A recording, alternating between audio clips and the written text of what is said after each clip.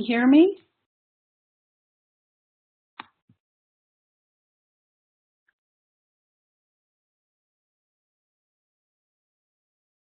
I'm not sure if, all right, great, thank you.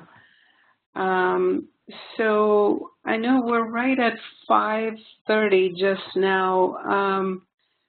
I'm not sure how many other people may be joining in, but I think I will go ahead and get started. I think I was a little confused about time myself. So this is going to be a short lecture. My name is Gayatri Shailesh, and I will introduce myself a little bit. I am a graduate from the Ayurvedic Wellness Counselor Program at the San Diego College of Ayurveda, and I'm continuing to study in the Wellness Practitioner Program. So I thank Monica G. and Atul G. for this opportunity to lecture to all of you, and thank you for taking the time to listen and learn this vast and amazing science of Ayurveda. So before we officially get into it, I'd like to just begin with a short invocation, as is traditional with all Vedic studies. So what I usually ask students to do is just take a deep breath. I know many of us are working other jobs and we're in our head space. And just to take a deep breath and just either touch your heart area or just really focus on your heart and just sort of breathe in. And I'm just going to do a little invocation here.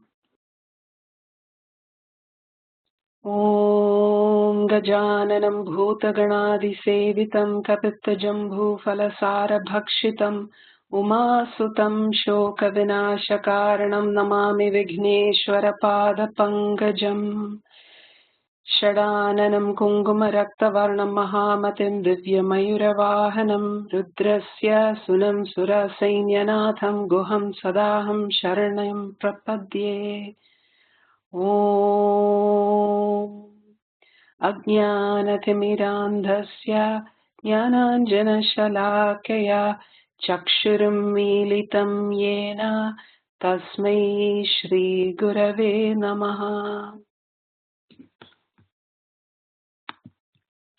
Okay, so today we're just going to continue with the exposition, if you will, of Pitta dosha, the vitiation and pacification regimens. And so what we'll get into is we'll sort of recap a little bit of what Dr. Kirti covered over the weekend. And we will also talk about what are the factors that can bring Pitta dosha back into balance. So to start off with, just to recap, so we know that Pitta dosha is comprised of two of the Panchamahabhutas, or the five great elements, which is fire and water. And the name for fire is Agni or Tej, and the name for water in Sanskrit is Jal or Ap. And if we start to look at everything in Ayurveda from the concept of the five elements, you really start to observe how the macrocosm plays in the microcosm, right? And so the Pitta dosha that's comprised of fire and water sort of expresses itself in the human body as these constituents of nature. So we know that fire has the qualities of friction and movement and transformation, right? It consumes everything and you get smoke or vapor, or turns into something else. So when you boil or cook food, it turns into something else from its raw state. And so fire is also hot and fiery, and by its very quality, it's also penetrating. And in Ayurveda, we say the subtler essence of fire, of the fire element, or the Agni, is really rupa, or the tanmatra, as it's referred to, is rupa, or vision. And the same thing goes for water, jal or ap. Its qualities are fluid, flowing, light, slimy, and cool. And its tanmatra, or subtle essence, is rasa, or taste. And so this is really important to understand as we observe how the qualities and attributes of these two elements express itself in the human body, because these qualities exist because that's how we experience it through our sensory perception.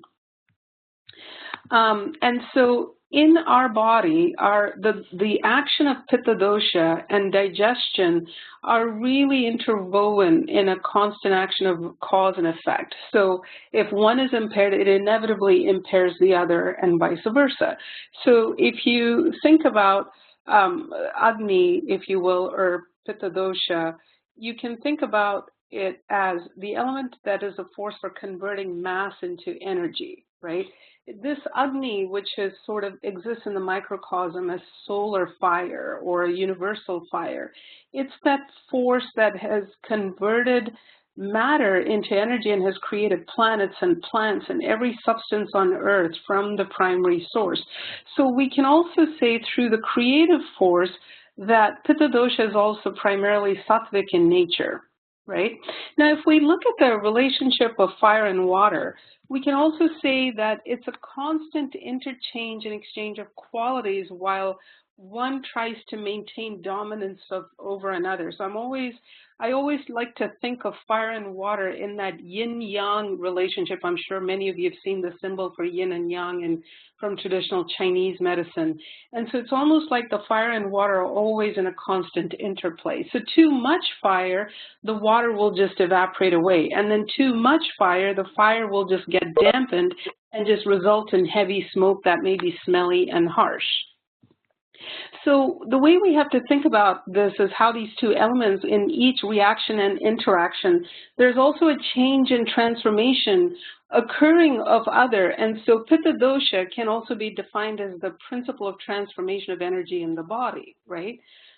So it essentially, as a transformation of energy, it really governs heat and metabolism, and it therefore rules all the digestive, enzymatic, and endocrine systems. And then all the byproducts are eliminated from the body through sweat.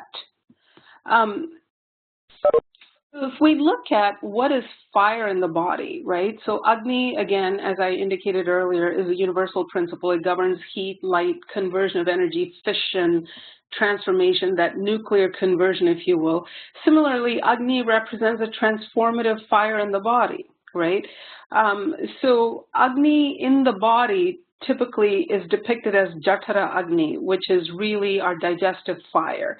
And so as a result, this Agni produces through that transformative process, creates vigor and vitality, complexion and color in the body and sight in the body, and is responsible for maintaining our body temperature, thermogenesis, right? And it also forms a structure of all the tissues, the dhatus, and transforms them in the body.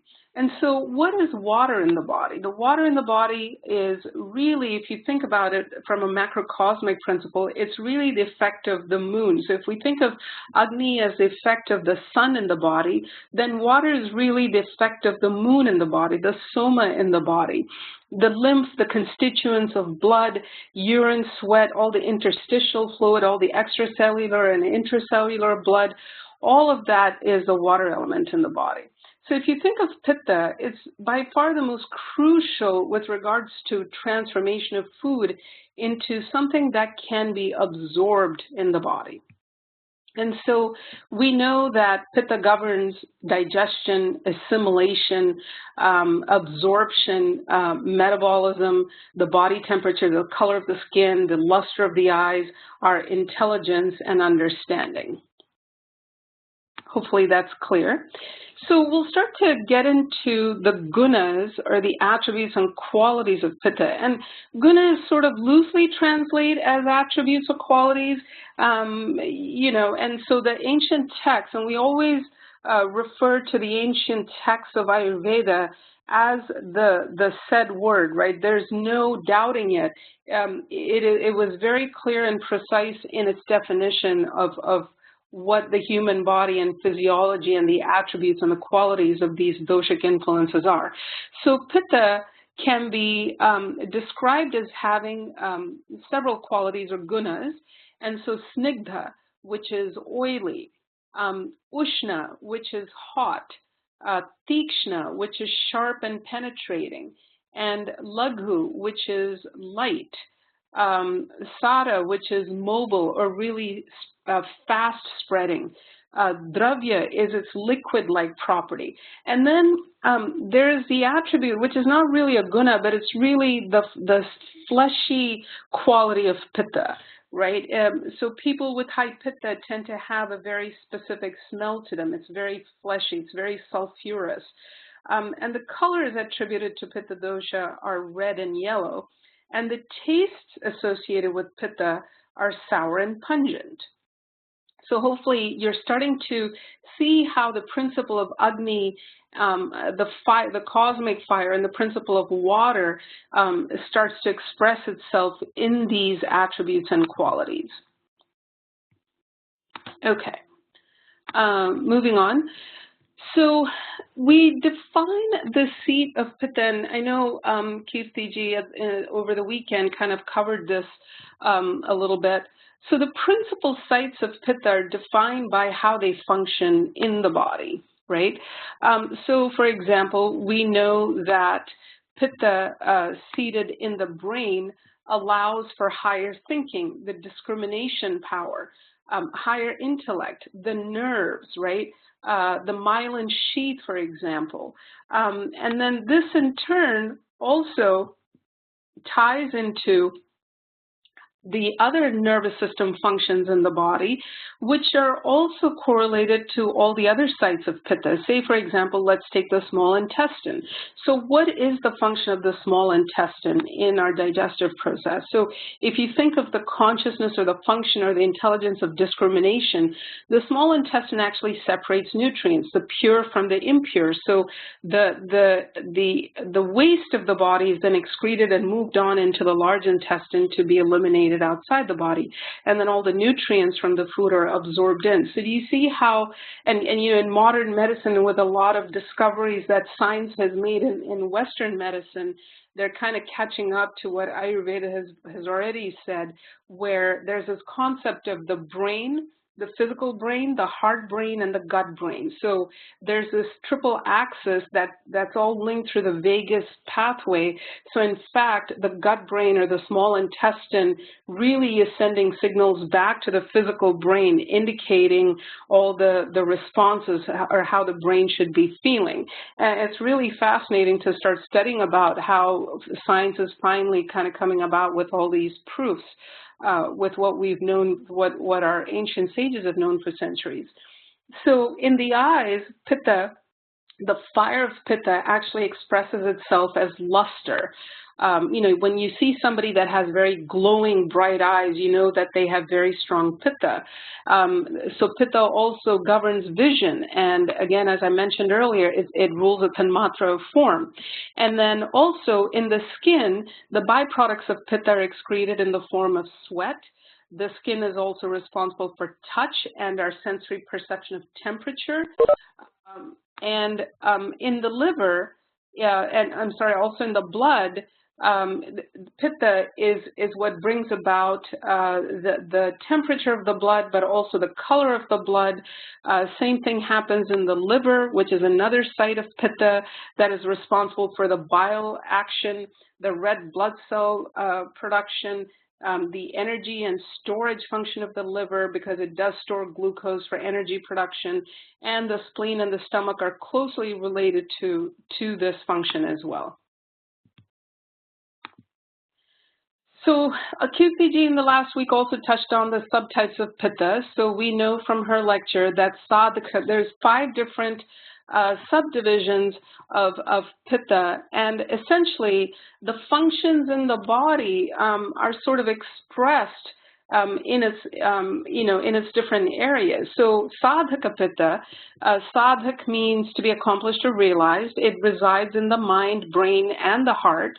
So it's responsible for digesting thoughts, thinking, and learning and understanding, for example. So when it's healthy, it actually promotes emotions and memory. And when it's unbalanced, it produces memory loss and depression and all of those nervous system imbalances. Right? So the fire of sadhaka Pitta also gives off this light and heat that provides us passion, courage, and anger. And the light also provides wisdom and clarity. right? So as you start to learn about the subtypes of all the Pitta doshas, you can start to see what causes the imbalance and what we can perhaps do to bring these things back into balance. So to heal Sadhaka Pitta, one of the things that we would need to do is to have a lot of mental rest, have a lot of mental breaks. Similarly, Alochaka Pitta, the word alochaka comes from loch, or for eye. It provides the optical perception or governs visual perception. It actually resides in the pupils, and it digests light and visual impressions. And really on a higher level, on a very subtle level, it's really related to perception, right? So you and I may look at the same color and we may have entirely different perceptions of what that color is. So if the eyes are clear, the perception is clear, and you can really perceive the truth, the relationship between eyesight and the inner vision, so to speak. And so when this is imbalanced, you have distorted vision and can manifest as conjunctivitis or iritis. And so we can think of vision or our eyes enabling the discrimination of our sensory input, right? Okay, and then in the liver, it is referred to as Ranjaka Pitta. And Ranjaka Pitta, Ranjan means to color. It's the form of fire, the Pitta Agni, that imparts color. So it's not only located in the liver, it's also located in the gallbladder, spleen, stomach, small intestine, in the erythrocytes of the blood. And it is what imparts color to the blood and the red blood cell formation. And it actually balances the chemistry of the blood. And it has a downward moving energy. And all the materials that are excreted from the blood in the form of feces and urine, all the color imparted is because of Ranjaka Pitta. And Pachaka Pitta, which the root word comes from pach, to digest, is in the small intestine. And by far, this is the biggest, most important Pitta, right? Because it is here where all the nutrients are then digested and converted into a form that can be absorbed. So when this is healthy, we have healthy digestion, and it transforms and burns the metabolic waste, which is ama. And so this also helps regulate body temperature, and when it's imbalanced, it results in gastric conditions such as heartburn or ulcers or irritation or high temperature or hyperacidity or diarrhea. And then in the skin, Bhrajaka Pitta, Braj means to shine or to have luster, and it is the fire that governs complexion. It resides in the skin and the integumentary system. So it is what helps us digest the sensory perception of touch, temperature, pressure, pain. And so when this is healthy, when Bhrajaka Pitta is healthy, it shows healthy, glowing skin. But when it's vitiated, the skin starts to become red. It leads to rashes, acne, skin cancer.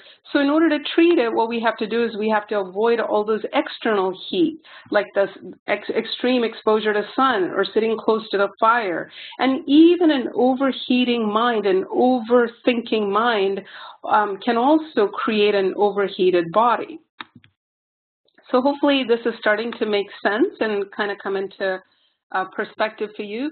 So in an individual, in the human physiology, Pitta imbalance looks like this, right? A very healthy Pitta results in very powerful intellect and a strong ability to concentrate. The quest for knowledge for a Pitta person is just as important as the knowledge itself. It's the journey that is important. And very deep inquiry, discrimination, and deep introspection. And Pitta people in balance really make good leaders and decision makers and teachers and speakers. And so Pitta also lends itself to being very precise and detail-oriented and sharp-witted and direct and very honest and often very outspoken. And these are the people who outdo themselves as competitive athletes and performers and dancers, writers and debaters and lawyers, right? And those of Pitta people who are sort of even more in balance at the core, they really exude this sense of bliss and joy and truth and robust health. And they possess a very strong-willed and passionate and fiery disposition. And as I said earlier, they make natural leaders. They're very organized and they're very ambitious and and disciplined. And they often tend to favor noble professions and often try to earn plenty of money to spend on luxurious items for themselves. But unfortunately, this can also come at a cost, at the cost of the Pitta mind, which they may enjoy staying up late, burning the midnight oil or burning the candle at both ends, if you will. So that can immediately result in an imbalance of Pitta. And their body type is naturally athletic. It's medium weight and height and musculature. But when Pitta is imbalanced, as you can see, I've got several things listed here. So the skin can result in rashes and acne and hives and eczema and psoriasis, of people who just have a red face. I'm sure you've seen many people that way, right? It can also result in hot flashes, and I don't mean like the menopausal hot flashes, although that is also a Pitta condition. Sweating, body odor, where the body odor just smells very fetid and sour and fleshy. Night sweats. These people also tend to have higher frequency in bowel movements and loose stools and diarrhea. And then in the integumentary system, the skin can show itself as being very oily. The hair can be oily or very silky, thin, and very fine hair, premature graying and hair loss, premature hair loss. And many people who have alopecia, where they completely lose their hair, is because of an excess Pitta. That's right. Also, acidity in the stomach. These are people who pop the Tums or have to take Pepto-Bismol, or are always kind of going through heartburn or always touching their stomach, right? They're also the easily angry, irritable people, easily frustrated, lots of mood swings, impatient, try to control all their circumstances. They overreact. They're very critical of self and others. And they're usually very thirsty because they always have this dry mouth and they always need to be drinking cold or cool drinks, right? In women, this can show up as heavy menstrual flow, clots, dark colored blood through their cycle, more heavier days and heavier spotting before their cycle actually begins. And in the sleep cycle, Pitta imbalances show up as violent or restless dreams, right? Very vivid, where they wake up and they just don't feel rested and they may not sleep more than 1 to 3 hours or so. And out of balance Pitta people can be very short-tempered and very argumentative and assert themselves to be right at all times, right? Okay, so AHARA and VIHARA factors provoking Pitta. So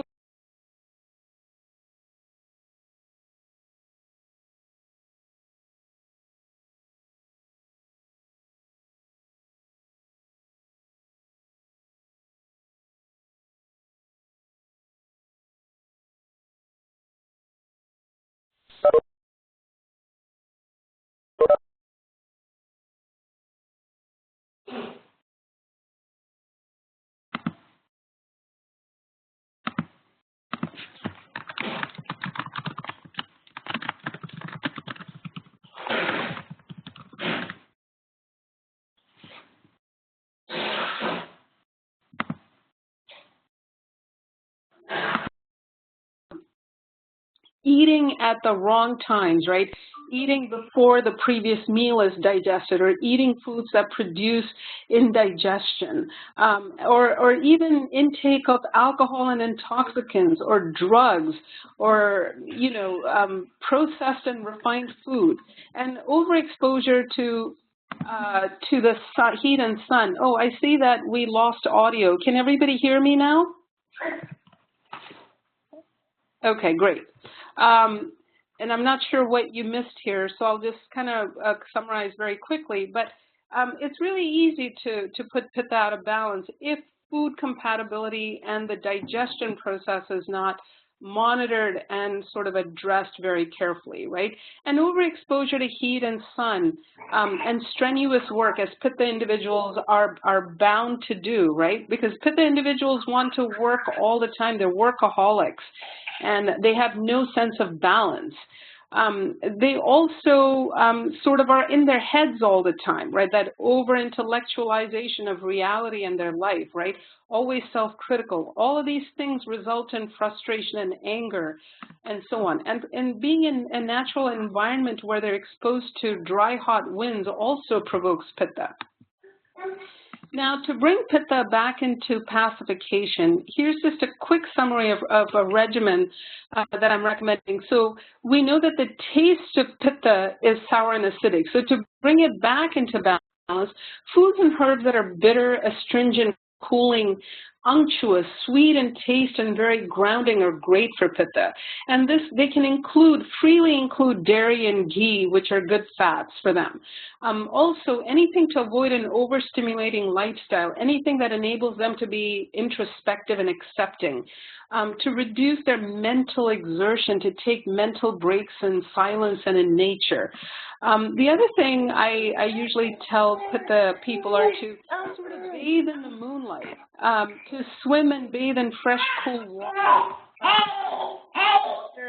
Monica G's baby in the background there. Living in calm and cooler temperate environments and wearing light and white colors, breathable fabrics instead of synthetic fabrics. Because Pitta is very perceptible to the touch sense. So to have nice fabrics against them is very, very helpful. No problem, Monica G.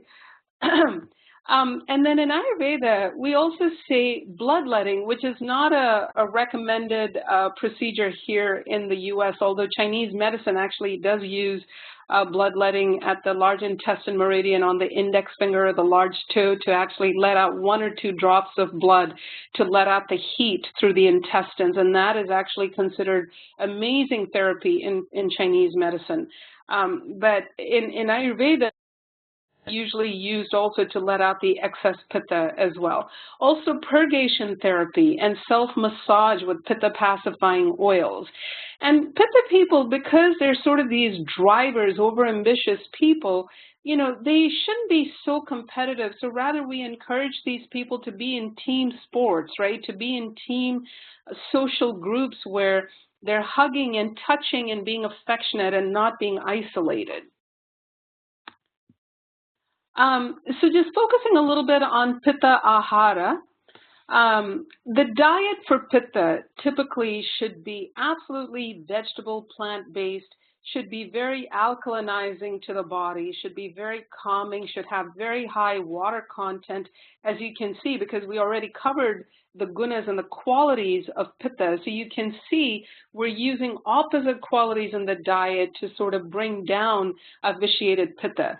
So try to favor sweet, astringent, bitter taste and avoid the spicy, oily, fried, pungent, fermented, sour, acidic food, right? Now, many of you are probably going, gosh, I can't eat my favorite pickle, or I can't eat my favorite whatever that is, right? My favorite chips. Well, we're talking about not to make it a regular sort of habit, right? That can tend to aggravate Pitta, especially if you're a Pitta-dominant physiology. Mung beans, sweet yams, elephant yam, you know, which you can get at many of the Indian stores or Chinese stores. Unfermented soy, and I know tofu is a very controversial topic, but actually soybeans are actually great for Pitta, just not the fermented variety. Celery, cucumbers, zucchini, green vegetables. So if you start to look at these foods, you can see the quality in them. You know, they're very cooling. And then Pitta people also want to avoid nightshades. And these are plants in the Solanaceae family. So these include potatoes, tomatoes, capsicum, red pepper, eggplant, all of those things that have these chemicals that can actually aggravate Pitta. Also, sprouted legumes are not recommended for Pitta, and neither are fermented, as I already said, not fermented soy products. And I know some of you may use wheat products like seitan and those other processed wheat products. We actually don't recommend that for Pitta people. And then include milk and dairy and fresh cheeses. And what I mean by that is you can include ricotta, and you can include paneer, and you can include cream cheese, but avoid the aged, old, fermented cheeses.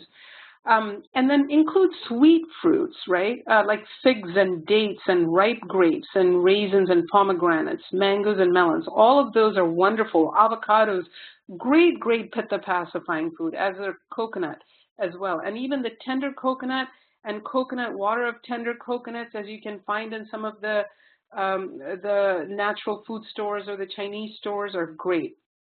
Avoid any kind of sour or raw fruits or citrus fruits if your pitta is out of balance.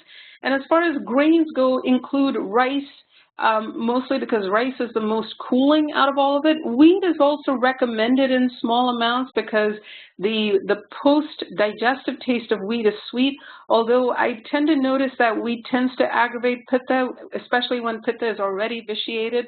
So try to avoid things like millet and rye and the aged grains because these tend to raise the Agni in the body. Include fats like ghee and coconut oil and avocado oil, and avoid mustard oil and sesame oil for cooking because these are more heating. And as far as sweeteners go, pitta can do great on most sweeteners except for honey. So raw sugar and jaggery, which are sort of the molasses, right? Fruit sugars like date sugar, maple sugar, pear syrup, all of those things, coconut sugars are all great. But I would recommend try to stay away from the processed and refined sugars. And then as far as beverages go, milk and soy and any of the nut and seed milks are recommended. Buttermilk, as long as it's not too sour. We tend to want to avoid stimulants and caffeinated and alcohol and fermented drinks for pitta people. And then as far as spices go, you definitely want to have a collection of all these cooling spices, which is fennel, coriander, turmeric, cardamom, saffron, parsley, fresh basil, mint, and rosewater. And you want to avoid things like onion, ginger, garlic, chilies, and use cumin and ginger very sparingly. We don't recommend a non-vegetarian diet, but I know in reality most people are non-vegetarian. So minimally, if you have to consume this, you may consume egg whites and avoid egg yolks, turkey, freshwater fish instead of saltwater fish, and at all costs avoid red meat. So lifestyle factors to pacify pitta, and I know we're right past the 6 o'clock hour, so I just have one more slide to go. Really, or two more slides, and I'll go through this really quick. So lifestyle factors to pacify pitta. So pitta people thrive great on routine and schedule, and they're overworkers, they're workaholics, right? You give them a project and they're at it. But they really need to balance this with a lot of rest, and they need to be engage in a lot of activities that calm and restore the nervous system. They have to begin their day by grounding and acknowledging and expressing gratitude for every day, right? Because these are the people who want to be angry and frustrated and easily irritable, right? Not being accepting of themselves and not accepting others. So really their mantra should really be acceptance and surrender of self, right? It really helps for pitta people to engage in a daily meditation practice, a daily pranayama breathing control practice, any kind of a breath practice that is not Agni stoking, right? So any practice like Agni Sada is not recommended, but alternate nostril breathing is great. Prayer and quiet reflection is great, and so on. And so with a daily routine with a dinacharya, I'm not going to read through all of this because you'll get this slide presentation. Again, things to sort of support and ground them, to cool them, to go inward, and to eat on time, because you don't want to be with a pitta person that's hungry, because they're the worst, right? They are angry, they're irritable, they can't have a straight conversation with you because their mind is just completely imbalanced. And then before sleeping, at a minimum, you know, it's recommended that pitta people kind of have a foot bath or a light rinse in cool tepid water and use rose water essential oils to kind of help cool them down and to be in bed by before 10 o'clock. And for those of you who do a yoga practice, most pitta people tend to be competitive and they want to do those 100 Surya Namaskars and sun salutations and headstands and prove to others how much they can do, when in fact it's the opposite that they need to be engaged in. So their focus in yoga should really be about coolness and lightness and to release heat. Anything that will allow them to surrender. So we always recommend a lot of forward bending movements where they're in a state of surrender. Any kind of mild twisting, not too much twisting because heavy extreme twists actually aggravate pitta. Moon flow salutations, any kind of seated poses where they have to do forward bends, modified inversions, any kind of heart opening pose, all of these are great for yoga poses for pitta. And for those of you who are very addicted to your very strenuous yoga postures, try not to hold a yoga pose for long periods of time, but rather try to move easily through it so that you're in a non-competitive place with your yoga practice. And then finally, for just focusing on Pitta and women, in women's health, reproductive health for women is absolutely critical for Pitta types especially, right? Women should start paying attention to their menstrual cycle. And if you're a practitioner, ask your women patients, how are their menstrual cycles? What is the quality of their menstrual blood? Is it profuse? Is it dark red with clots? Is it accompanied by pain? Is there breast tenderness? How many days do their periods run? And Pitta women tend to have heavier flows, and their periods tend to run 3 to 5 days usually. So Pitta women tend to need to have more daily pacification, right? You can do self-massage with the cooling oils like Lakshadi and Manjushtadi, and these are herbal oils with a sesame base or a coconut oil base that's very, very cooling. And then as far as essential oils go, I'm a huge, huge proponent of essential oils. Rose and fennel and mint and jatamansi, chandan, sandalwood, chamomile, jasmine, all of these are great to use in another carrier oil and just spray around you or in the room that a Pitta person is in. Absolutely fabulous. And as far as herbs go, cooling herbs like shatavari, which is Indian asparagus, neem, which is an absolutely potent herb to help Pitta conditions. Ashoka, it's a beautiful, beautiful herb that women can use actually if they're having menstrual issues like endometriosis or heavy bleeding, or fibroids also can benefit from taking Ashoka. Musta is also another cooling herb. Amalaki, or the Indian gooseberry, as you know, and then commonly available are cilantro and aloe. And because Pitta women are such go-getters, they tend to neglect themselves a little bit, right? And any kind of infection or inflammation that ends in itis, they're prone to. So they tend to run the urinary and bladder infections more frequently. And Pitta women as a strength, they can really teach others through the things that they have created and through their passion and motivation. So these are women that can really help lead and teach other women and children very, very quickly. I think that brings me to the end of my presentation. Thank you. I went a few minutes over. I apologize. But just as a self-awareness assignment, I'd like for you to maybe, as we come upon the Memorial Day weekend, I know many of you are getting together with family or friends, or perhaps some of you are traveling elsewhere. Observe the tendencies of the Pitta dosha, the gunas of Pitta dosha in yourself, because we all have Pitta dosha, and some of us it's more predominant. Just observe yourself or in others around you, if it is impaired or if it's strong, if it's vitiated or if it's pacified, how does it express itself in the physiology, in mind and body?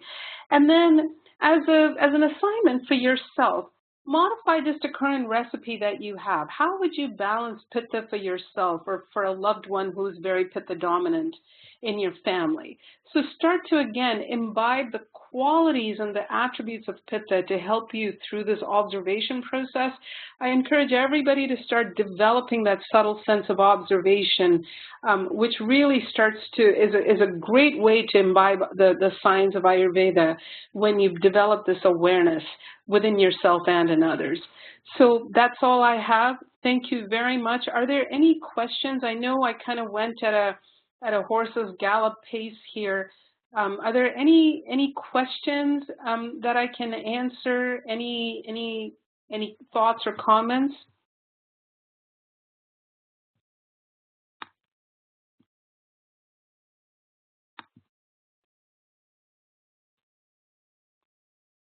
All righty. And oh, you're very welcome. Thank you. Thank you for listening. Yes, so there's a lot of information on this deck. I will upload it onto the WebEx meeting. Please review, please listen to this lecture again. I know it takes some time as beginning students of Ayurveda to really this is so vast, you're touching the tip of an iceberg, but once you do, it is such a rewarding experience in the process of self-awareness in your journey, right? So I completely encourage you to do that. So there's a question here, to increase Pitta, we have to do the opposite. Yeah, so in the principle of Ayurveda, we know that like increases like. And so to increase Pitta, to really another way to look at it is, what is really decreased that the Pitta is dampened, right? Is something else out of balance? Is Kapha or Vata out of balance, right? So perhaps we have to look at the vitiated dosha. And so thank you, Nandita, for bringing this question up, because it's when you look to see if Pitta is vitiated or if it's impaired, we're not just looking at it in an isolated way. And I realize that we all are in this sort of Western way of thinking. We look at things in a very isolated way, but in fact, we have to always look at it in relation to the other doshas. So in fact, if your Pitta is impaired, then what is the dosha that is really dominant, right? Is it taking over at the expense of Pitta dosha? So is your Kapha so dominant that your Pitta and your Agni are actually impaired? And if that is the case, you kind of have to balance it by balancing the impaired Kapha dosha in this example, and then try to bring the Pitta dosha back into balance equally. So you can't just address, even though this presentation was just focused on Pitta dosha, we really have to take the overall composition of that person, if you will, to bring a dosha back into balance. Because very often a person could very well have two doshas that are dominant and one dosha that is not as dominant, right? And you learn this when you do your Prakriti and your Vikriti test. So to do that, you would really bring a balanced dosha that is out of balance and then bring your Agni back. So because digestion is at the core basis of all health, right? The transformative process of what we're eating and converting it into all the things that we need, we have to balance Pitta dosha to make sure that if our appetite is too sharp, then maybe Pitta is too high. Whereas if we have variable digestion or variable appetite, well, then maybe our Pitta dosha is out of balance. Or then if you don't have an appetite at all, then what can you do to stimulate Pitta? Maybe you can drink some ginger tea, and maybe you're also balancing Kapha back down by drinking some ginger tea. So I hope you get what I'm trying to say. You can't just look at addressing one dosha by itself without looking to see it in context of the other doshas. Did that answer your question? Okay, great. Perfect. You're welcome. And any other questions? Yes, and as Mariam said, yes, you're absolutely spot on, Mariam. Our society is very Pitta dominated, right? We're isolated in our cyber worlds. It's like, yes, a survival instinct kicks in. So we're over competitive. Unfortunately, that's what the world culture is now driving us to do, to be extremely competitive, to fend for ourselves, and we're moving away from that old style family and social interaction, right? We're all interacting with each other through virtual cyberspace. So it really increases the tendency to put Pitta out of balance. So you're absolutely spot on about that. So all we can do, knowing what we can control, right? I'm a very Pitta dominant person, so I always have to see what is it that I can control. Well, knowing that I have to be on the computer for 8 or 9 hours at a time, I have to force myself to take breaks. I have to make sure that I start my morning off with a grounding and gratitude practice and acknowledging and accepting myself and everybody else. I have to reduce the amount of self-criticism that I do, or being critical of others and being judgmental of others, right? And knowing that the world is perfect just as it is, right? So while survival and the need to survival comes in, the philosophical question is, well, how much do you really need to survive, right? Because we tend to buy into what media has put in front of us, and we're inundated with that, right? All around us, billboards, cars, TV, radio, cell phones, everything is an ad pop-up that's always telling us to do something and to be better at something, or to make life better if you had this. So yes, it's automatically driving up that Pitta and Vata dosha, if you will. So really it's about inculcating a personal practice. That is at the core of balancing yourself, right? Using Ayurvedic principles. If you can start with a simple daily regimen of rising at dawn and setting aside that sacred time for yourself, you are far ahead, by far over 90% of the population, right? Just to have a personal practice that can help balance that with your diet and a personal spiritual practice. I hope that helps you, because all you can do is really model yourself and lead by example with others. And so when people start to see the calmness and your ability to accomplish and achieve all the things you're doing, but without losing your balance, then they will start to model after you. And I'm a strong believer in leading by example. You're very welcome. So if there aren't any other questions, please feel free to post on the forum. I'm happy to monitor that. I will not be available this weekend. However, I will be looking at the forums as time permits. So please, I encourage you to get into some self-awareness exercises for yourself and for your loved ones, and share. Thank you very much, and have a lovely day. Namaste.